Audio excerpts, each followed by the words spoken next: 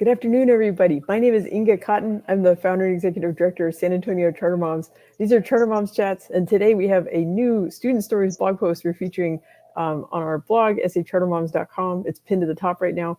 And so I'm really honored to introduce Derius Gamez. He is a senior at Compass Rose Legacy, which is a campus in Compass Rose Public Schools. So Derius, thank you for contributing your Student Stories guest post, and thank you for joining me on Charter Moms Chats. Yes, I'm glad to be here. It's an honor to demonstrate and express my school through Charter Moms. Yeah, no, I'm really grateful because, we share our enrollment guides and things like that, but it really adds depth to it, and especially if students and families can hear from a real life student about their experience. So I'm really grateful for that. Okay, so can you just cover some basic facts about your school? I think we mentioned your grade level, but what is Compass Rose Legacy? Is there a particular curriculum focus? Things like that. So at Compass Rose, I think the main focus of any secondary school is going to be just getting kids to college, and it's not only about college there. It's finding their career path in anything in the military and trade schools and anything like that. They just want to push you. So post-secondary options, you have the best time, the best choices to grow up and be a productive citizen of your community. Yeah. Well, and one thing you mentioned in the blog post is that your school is located on the south side of San Antonio, and that Compass Rose Legacy is in the Brooks area. So, which longtime San Antonians remember when there was a military base there, but now it's a redeveloped, and so there's great charter schools there like Compass Rose Legacy. Yes, that is correct. Every time you drive by there, everybody mentions the base and how it's just it's been built into something else. The charter school has moved from one location a little bit closer down the street, but it's just an amazing school to go there and to see it expand. Yeah, no, that's true. Yeah, I remember that original building and having events there, and then y'all did move down the road and did some fancier digs. So Yes. that's great. Yeah. Well, so one of the things you mentioned in the blog post is that Compass Rose Legacy, it's a smaller school than maybe a typical neighborhood comprehensive public high school, and so it's more of a tight knit family feel to it. So I was wondering, can you talk about that aspect to it, what the school community feels like? Yeah, so Compass Rose is on the smaller side. We are about a 3A school, so it's about almost 300 kids in high school, which is relatively small compared to all the other high schools in there. But the community is just great.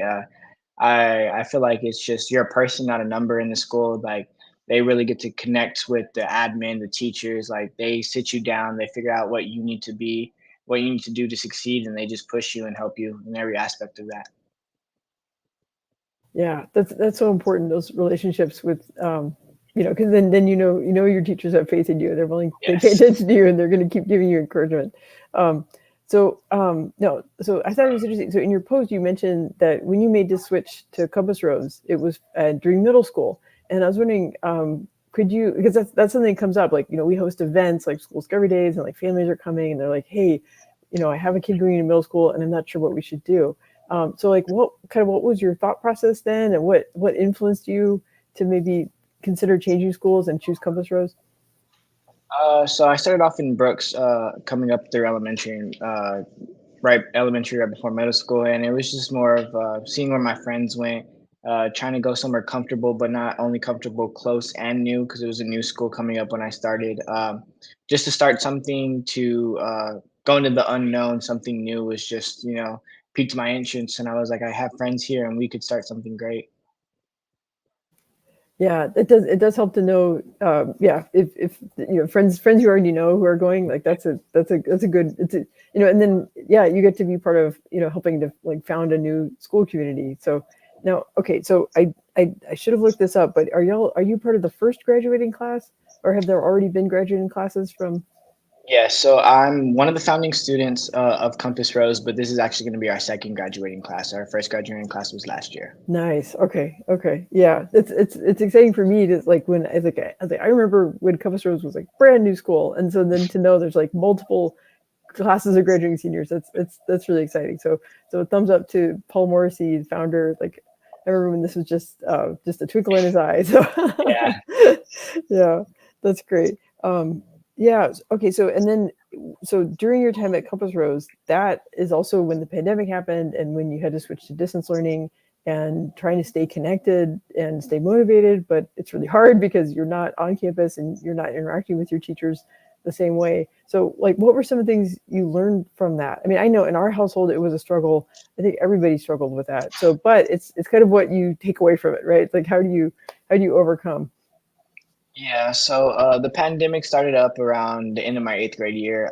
Going into my eighth grade year, I did switch schools in high school to try something different, but immediately really realized that it was not the place I felt at home.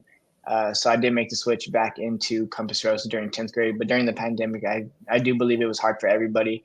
I took an impact mostly because I'm a social person. So being there with our friends, face to face with teachers and stuff like that was instrumental to my learning process, and it took a big hit during COVID. But coming back in 10th grade and 11th grade, coming back to Compass Rose, just it really uplifted me and showed me that like they were there for me and they supported me in everything that I did. Yeah, yeah. No, it's I don't, even in hindsight, I don't know what the right answer was because we have to keep everyone safe and healthy. But I think we all know the benefit. We can see the benefits of in-person interaction, especially as you said, if you're a social person, and then Yes, that's yeah, it's a great way to learn and stay motivated to be around people who are on the same mission you are. Um, exactly. yeah. Okay. So we were talking about this before we went on the air, and you mentioned in the blog post about athletics that, and this is kind of there's kind of a myth I think that charter schools don't offer athletics or extracurriculars, but they do, and it Yes. can have a big impact. So and you were actually you participated in multiple sports and you had leadership. So can you talk about your experience in athletics at Compass Rose Legacy? Yes, sports to me is a big thing. Getting out there, being athletic, but not only the athletic side, but the tendency sports teach you about communication, leadership, teamwork, and all that stuff.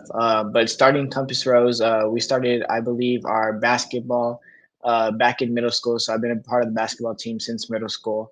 And that's just been growing with the guys, playing with multiple people through multiple years, just learning everybody, starting a brotherhood as well as playing basketball for Compass Rose. I did play football. We just started our 11-man football team last year. We did have, actually, this year we did have a 6-man prior to that, but just growing, starting a program, starting, a legacy for the football team to come was just something like inspiring, and it was great to be a part of. Yeah. And then, so what do you think contributed to you becoming a team captain, and what benefits or what did you learn from, like, how do you motivate, like, instead of you're the one being motivated, you have to motivate your teammates to excel. As an early age, I always realized like, people telling me you're a leader, you gotta, step up and stuff like that. And it was just, doing something I loved. I just wanted to help other people, maybe find a love for it too. So just motivating people with the energy I had for the game was just something that came natural and came easy to me. And I loved having that support through my team to show them that like, hey, you can do this, you can love the sport too, and you can go far. Yeah, that's the best kind of leadership. Not like I deserve this, but I love to help people, and that's what makes the biggest difference. So yeah, good for you, Darius. Thank Um, you.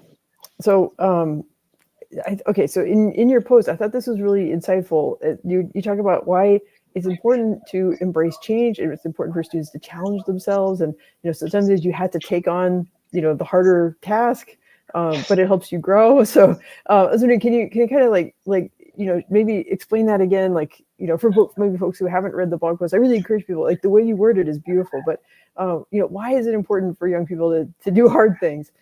I believe, just taking on change in any aspect of life is just, it's really important for you to grow. Nobody wants to stay stagnant, and change, it could be good, it could be bad, but change is change, and it's something that you need to do to go forward in life. It might be scary. It's scary. Change is scary, but just taking it head on, taking it with a village, with support is the best way you're going to do it. And, you can come out to the other side better with change. Yeah, well, that's really timeless advice, and it applies to any age. So, I mean, I'm middle aged, but I'm still trying to always challenge myself because there's still things I want to accomplish, and there's things I'm afraid of, and those are the things I need to work on first, right? Yeah, exactly. Yeah, yeah.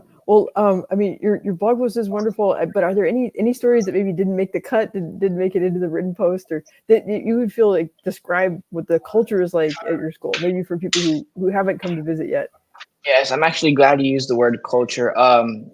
Talking about more recent events, just yesterday, actually, we had a cultural thing at our school where we had different countries make food that are just comprised of our school. We had people from Jamaica, Puerto Rico, we had people from Mexico, stuff like that, just come together. And I believe there's about 9 different countries there, and we just tasted food, enjoyed each other, and just showed that, like, a community can be comprised of many different components. And it was just beautiful. And to see, like, Compass Rose supporting all types of countries and all types of ethnicities was something that didn't make the cut because it was brand new, but just to keep up recently with stuff that is happening.